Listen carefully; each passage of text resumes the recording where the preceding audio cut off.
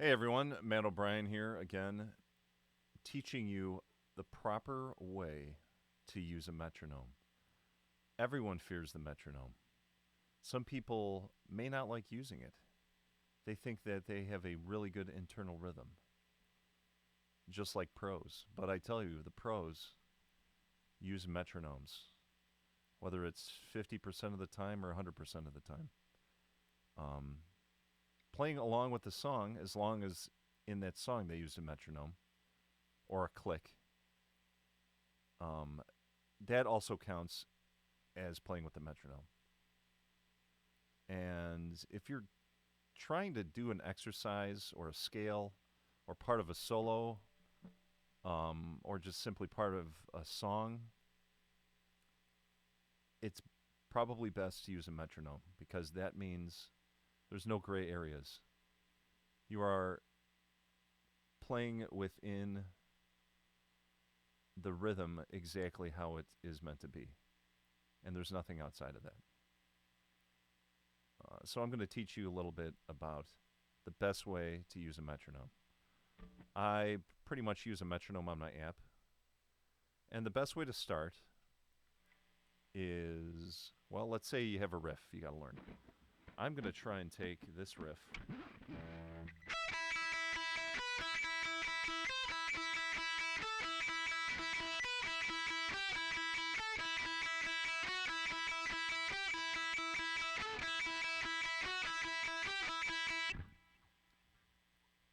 For those of you who don't know that, that is the opening riff to Wasted Years by Iron Maiden, famous 80s metal band.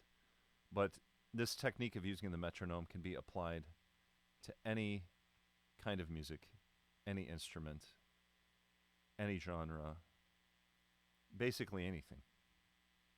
So I was playing at about this speed.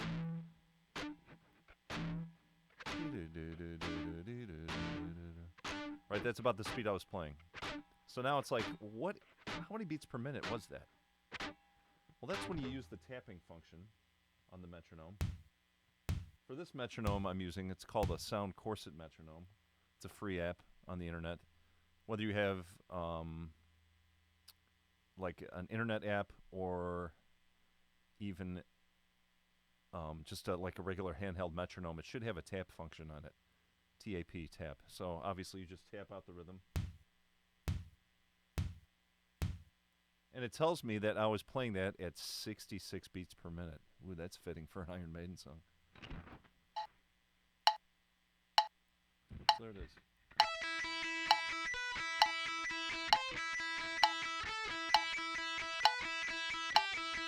Okay, I'm not going to keep playing that because I do want to talk to you about some other options here. I can beat it out in 16 notes.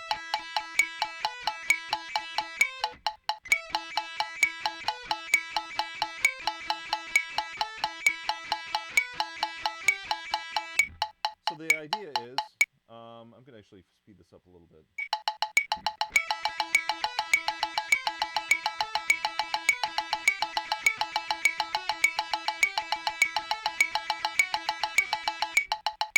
Okay, so that riff, I'm at 102 beats per minute now.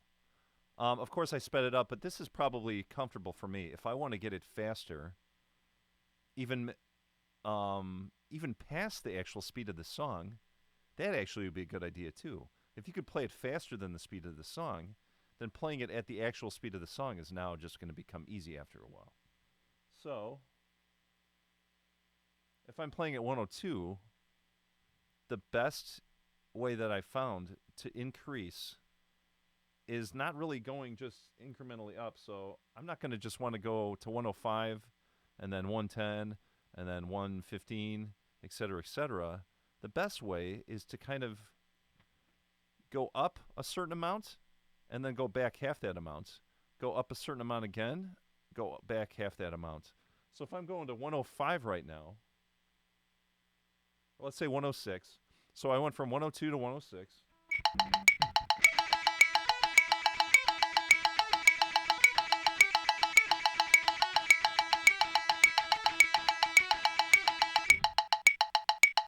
Okay, and let's say that was really tough for me. I go back to 104. So I have that. I went up 4 beats and then back 2. And I'm going to keep doing that. Up 4, back 2. Up 4, back 2.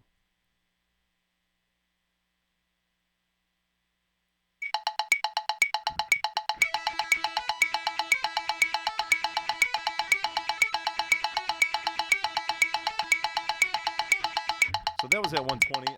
I'm trying to find a challenge zone here, a challenge line.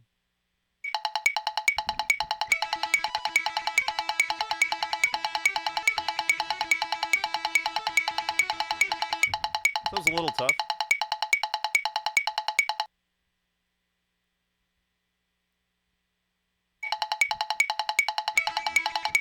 So now it's getting really tough.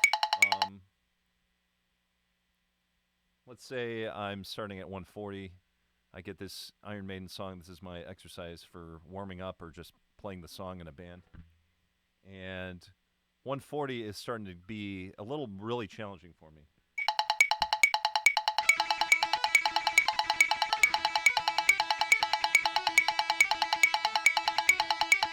And if you screw up, my rhythm was kind of lagging a little bit, and I screwed it up, but I kept going to try to get back in rhythm.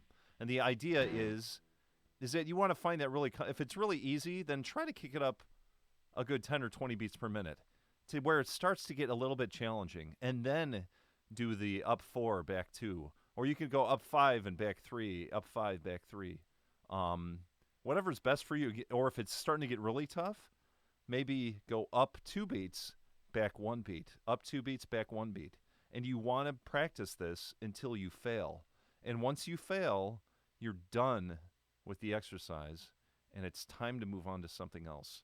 Do not keep trying to bang your head against something because there's other things out there that are going to make you better as a core guitarist or musician, and you're just going to see the results. And all I can say is good luck with the metronome, and it is your friend. It is not your enemy. Take care.